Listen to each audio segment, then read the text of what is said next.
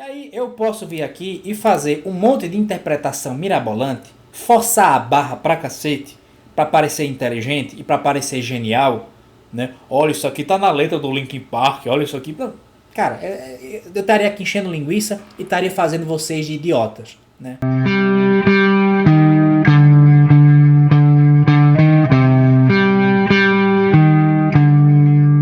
Se a gente pensar só nessas notas isoladas, a gente tem a fundamental, a quinta, a terça menor e a segunda.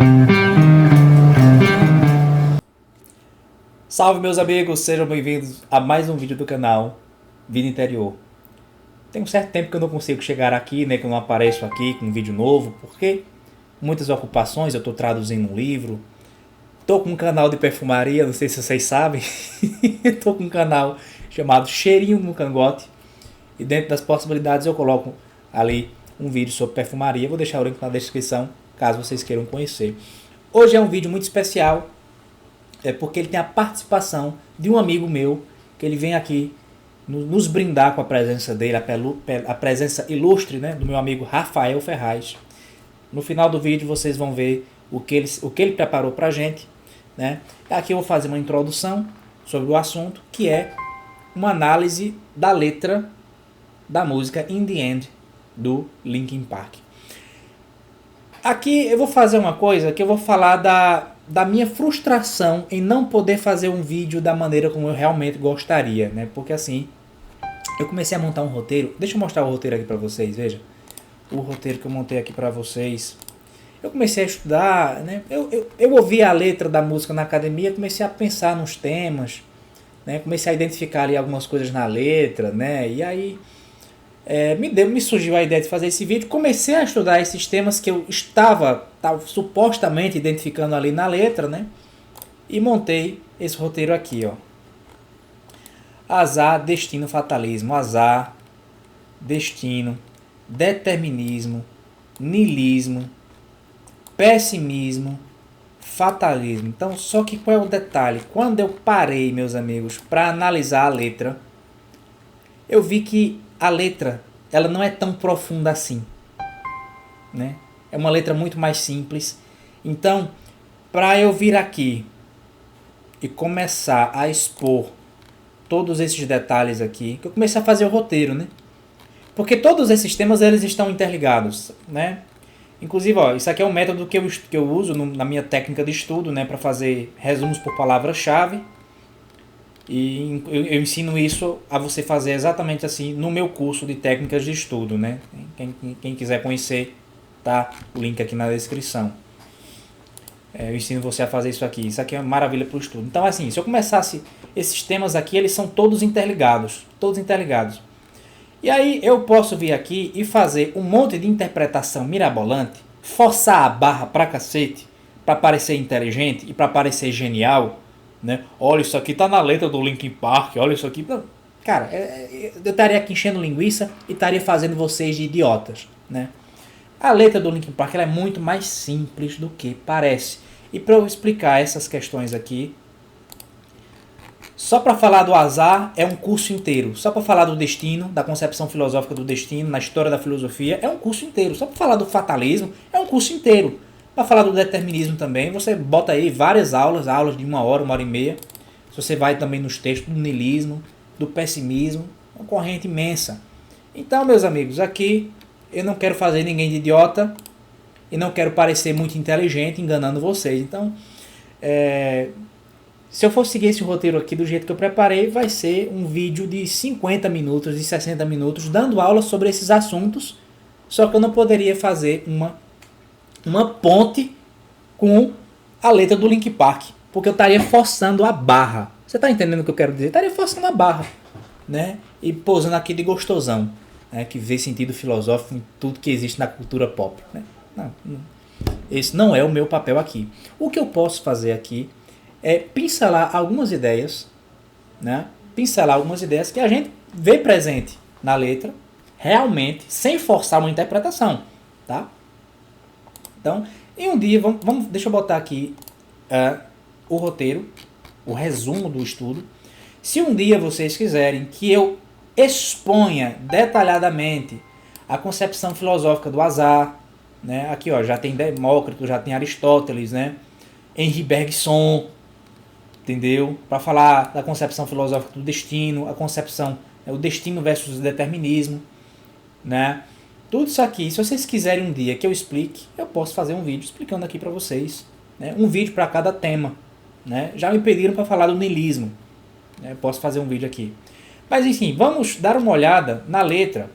O Rafael, que ele vai trazer aqui para vocês uma explicação musical. Rafael é professor de guitarra, né? E a música do Linkin Park, se eu não me engano, é uma música modal. Ele vai gravar o vídeo, né? E vocês vão poder ver. Quando ele mandar o vídeo para mim, eu junto os dois vídeos e boto junto, subo aqui pro canal. Se eu não me engano, é uma música modal. Então o Rafael vai explicar para vocês certos elementos, até tem uns toques minimalistas, tá? É legal, é legal, é legal. E é uma música modal, uma música diferente. Então, mas o Rafael ele é muito mais qualificado para explicar essas estruturas musicais para vocês do que eu. Então eu convidei para participar aqui no vídeo, tá?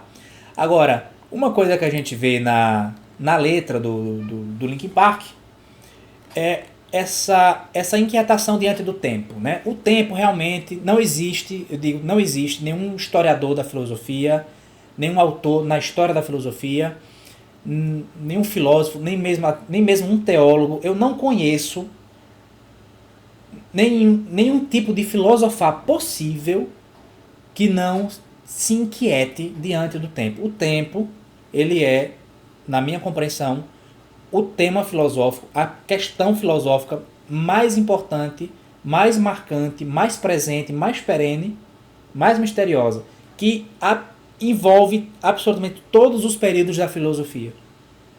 É a questão do tempo. A própria a gente vê em Platão, nós já vemos em Platão que o filosofar, ele se faz, né? Filosofar é aprender a morrer.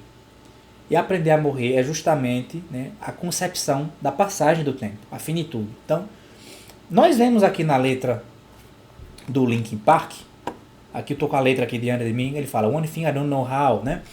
Então, logo no começo ele já se mostra completamente, o tempo é uma coisa valiosa. Time is a valuable thing, watch it fly by as the pendulum swings, né? O tempo é uma coisa valiosa, veja o voar, né? Veja o passar com o balançar do pêndulo, né?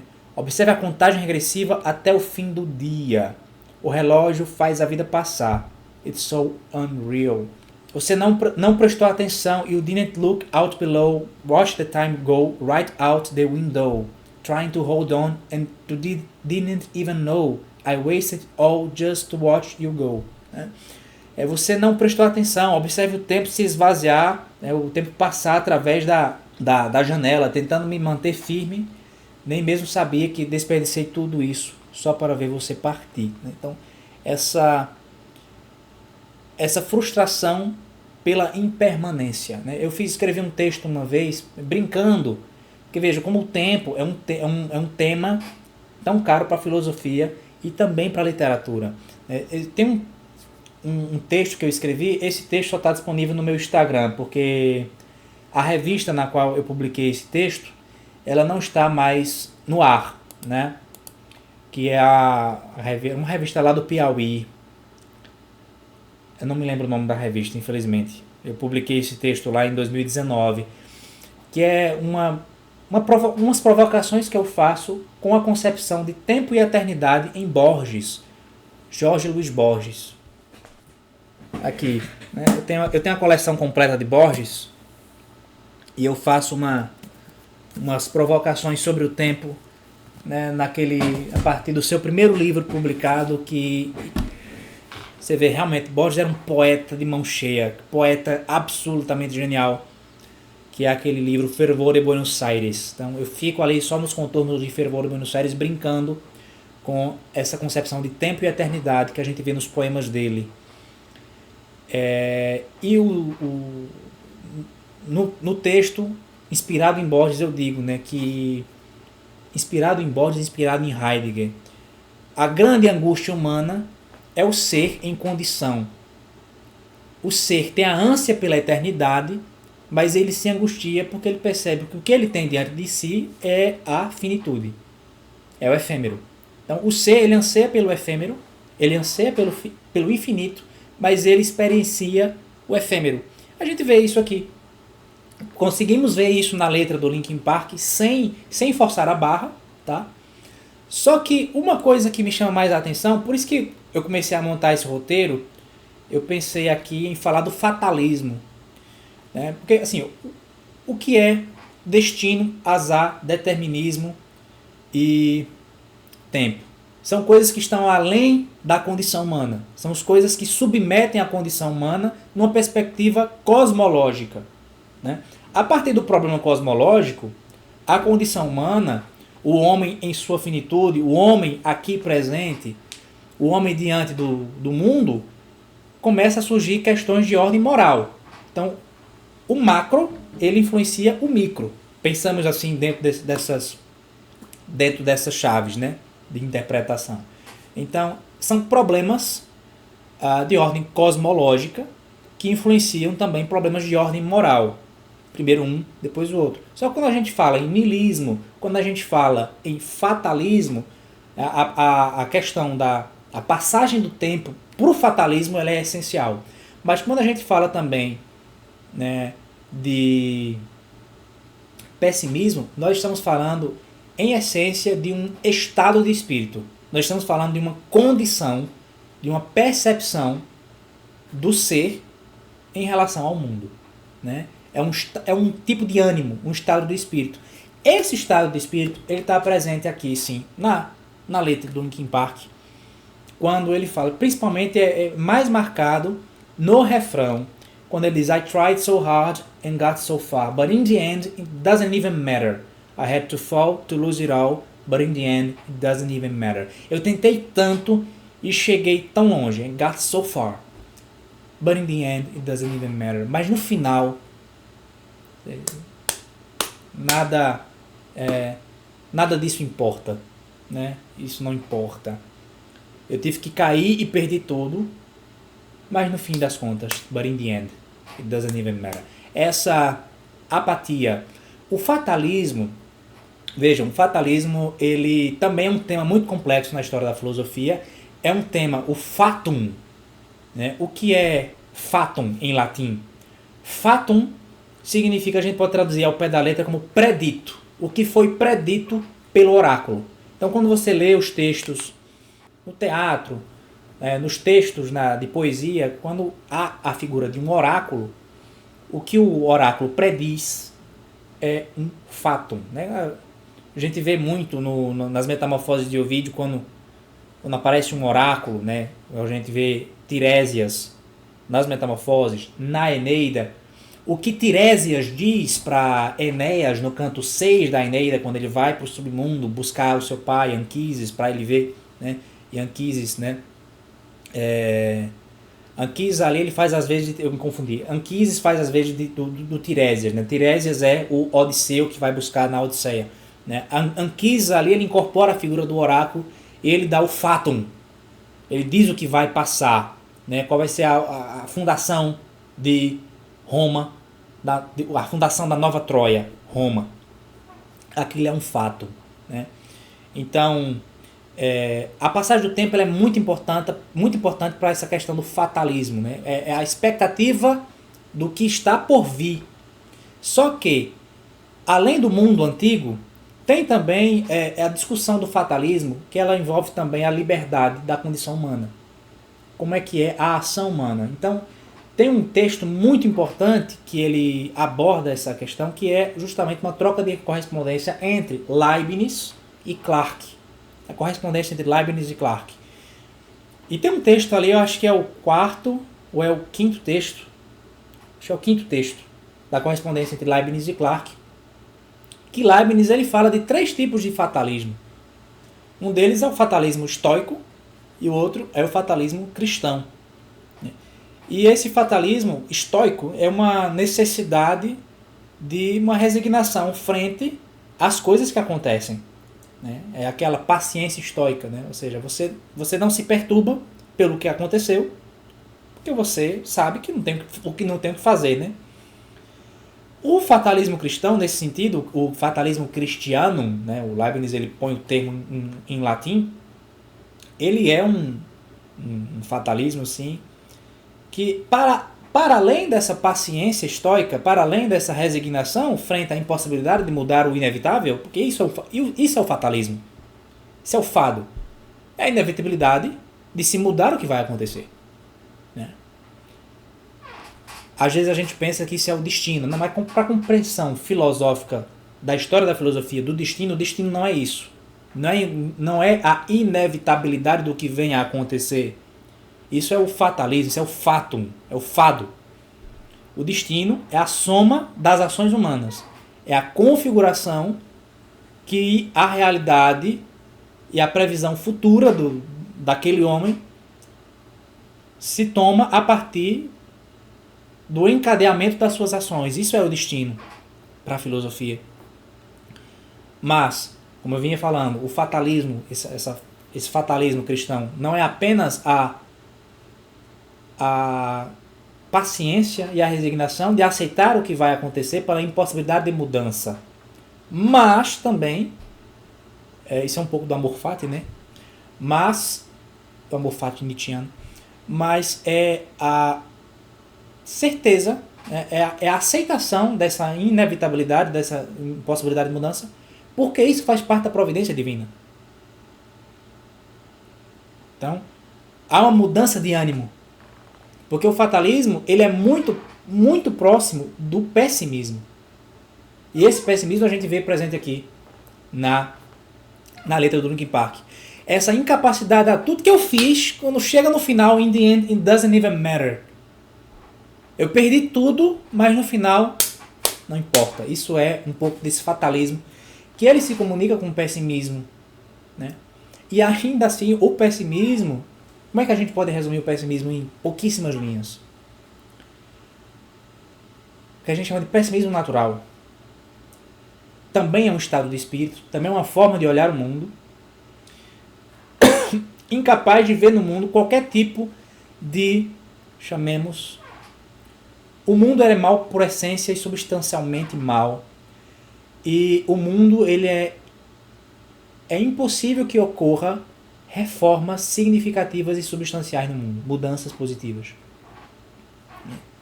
Só que ainda assim, o pessimismo, ele é uma corrente que ela vira ele é um estado de espírito que vira uma fonte para diversas correntes filosóficas e também correntes políticas. Os autores pessimistas são autores que eles veem o mal no homem, mas porque eles veem o mal no homem, eles tentam mudá-lo. Exemplo de autores pessimistas, Hobbes. Hobbes é um autor pessimista. Maquiavel é um autor pessimista.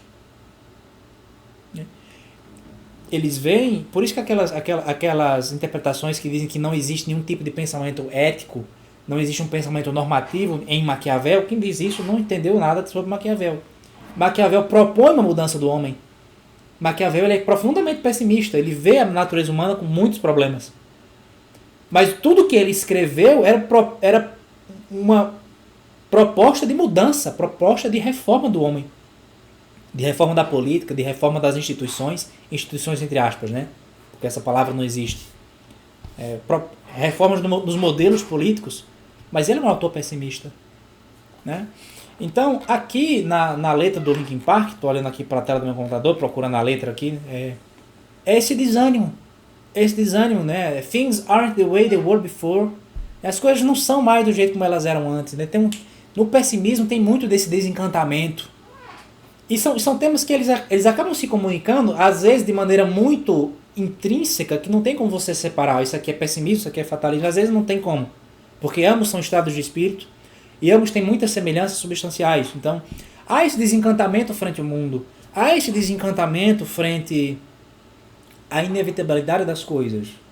Há esse desencantamento com a ruindade, com a maldade, com a maldade das pessoas, com a maldade do mundo, né? A maldade do sistema, da política. Então, enfim. Né? Só que esse desencantamento ele leva a você a um ar de apatia. Né? A letra do In The End, ela tem muito esse aspecto apático. Né? Principalmente quando ele repete no refrão marcadamente in the end, it doesn't even matter. Ou seja, é a frustração, né, de todos os esforços. É o atestado de incapacidade e o atestado de impotência. In the end, it doesn't even matter.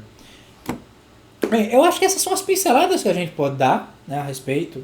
Né? Feito disse, se eu fosse seguir aquele roteiro, fugiria muito do tom da coisa e eu estaria aqui fazendo um monte de interpretação, forçando a barra, né, e fazendo vocês de imbecis, pagando de gostosão, né? Mas olha como eu sou genial, né? Cara, isso aí é uma coisa ridícula que tem muito aqui na internet, eu abomino isso, mas enfim. Vocês agora vão ficar com a cereja no bolo, que é a explicação musical do meu amigo Rafael Ferraz. O meu amigo, ele é professor de guitarra. Se vocês quiserem ter aula de guitarra com ele, aula online, o contato dele está aqui na descrição, tá bom? E fiquem aí com a brilhante participação do Rafael. Salve, salve galera, meu nome é Rafael Ferraz, eu vim a convite do Hilton a falar um pouquinho da parte teórica musical ali da música In The End, e eu pensei em falar um pouco sobre a sonoridade da escala que é usada para fazer essa música, que é um assunto que me interessa muito, que são os modos da escala maior, né? Vocês talvez tenham ouvido falar desse assunto por aí. Se vocês considerarem... Eu vou imaginar aqui que talvez tenham pessoas aí que não conheçam absolutamente nada de música. Então, uma resumida muito resumida. Pensem o seguinte, né? A gente tem a escala cromática, que são as 7 notas, que talvez vocês já conheçam, Dó, Ré, Mi, Fá, Sol, Lá, Si, mais os 5 sustenidos ou bemóis, que são aquelas teclas pretas do piano, né? Que é o que a gente chama de Dó sustenido, Ré sustenido, Fá sustenido, Sol sustenido ou Lá sustenido, por exemplo, né? Não vou adentrar muito aqui em detalhes teóricos. Quando a gente retira esses sustenidos, sobram aquelas 7 notas que a gente chama de naturais, Dó, Ré, Mi, Fá, Sol, Lá, Si, e o Dó de novo na oitava. Quando você retira essas notas das teclas pretas, gera alguns espaços, né? Que é o que ocasiona, por exemplo, essa sonoridade da escala maior, né? Se eu tocar em linha reta aqui, fica mais evidente.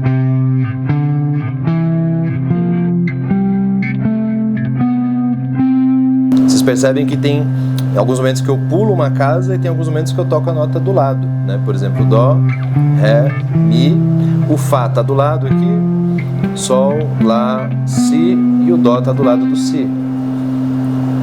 Quando a gente mexe nessa estrutura, quando a gente troca algumas distâncias de posições, né, isso acaba alterando ali a ordem das notas e alterando também, obviamente, o som dessa combinação toda, né?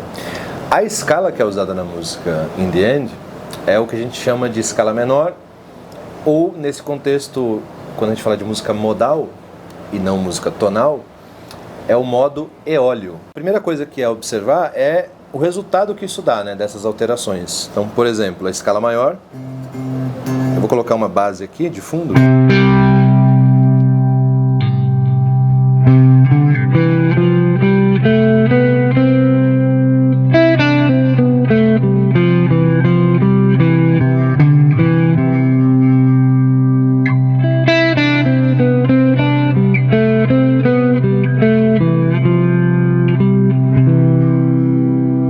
Só de forma melódica, mas a parte de harmonia, né? Os acordes que acabam sendo gerados por essa escala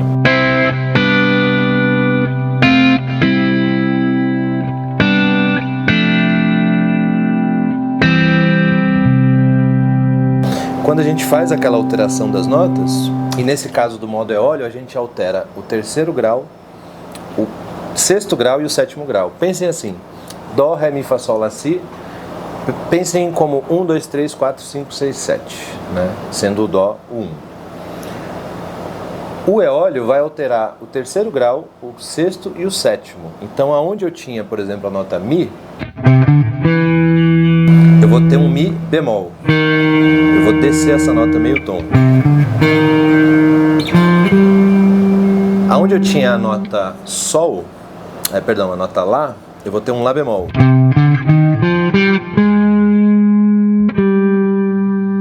E aonde eu tinha a nota Si, eu vou ter um Si bemol.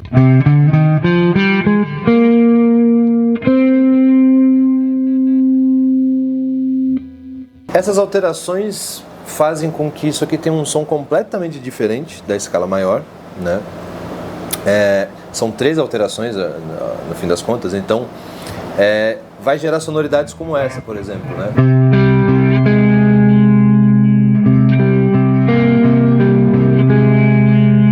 Se eu fizer isso com a escala maior, eu vou ter esse som aqui.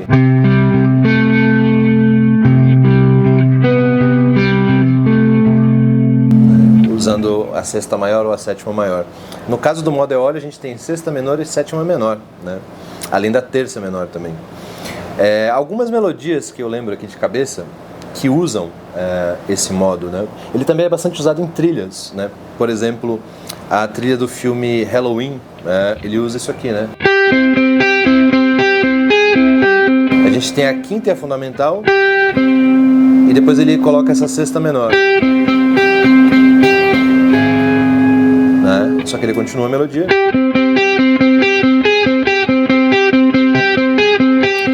Tem algumas outras, e assim, essa melancolia que tem nessa escala, e aí a gente vai começar já a ligar isso com a música do Linkin Park, tá muito presente nessa sexta menor, né?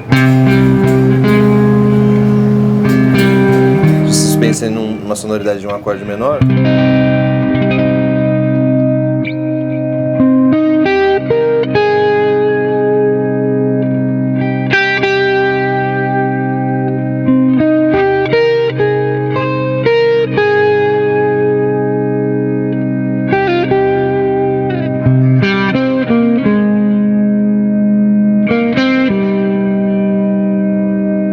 E aí, já falando, por exemplo, da música do Linkin Park, o começo dela, você vai ter isso aqui, né?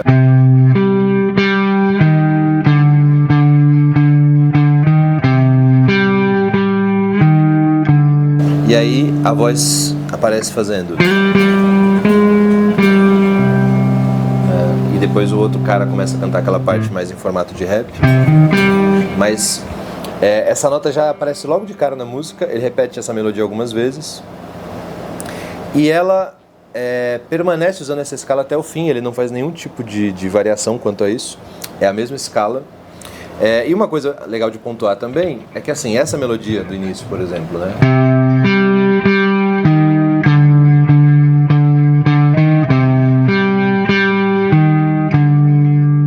Se a gente pensar só nessas notas isoladas, a gente tem a fundamental, a quinta, a terça menor e a segunda.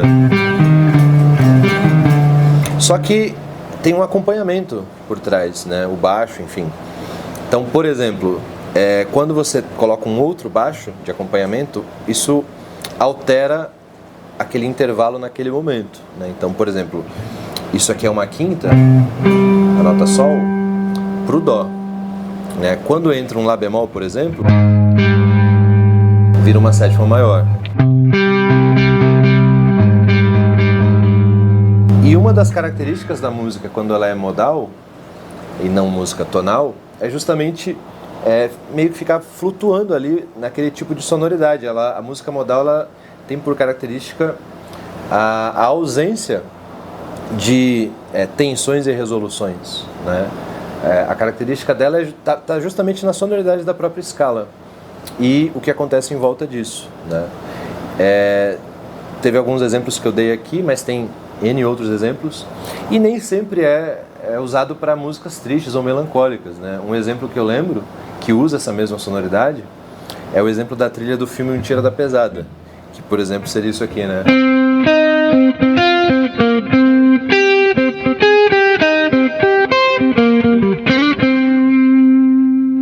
É uma música que usa o modo eólio, mas é de uma trilha de um filme de comédia, então fica essa dualidade acontecendo aí.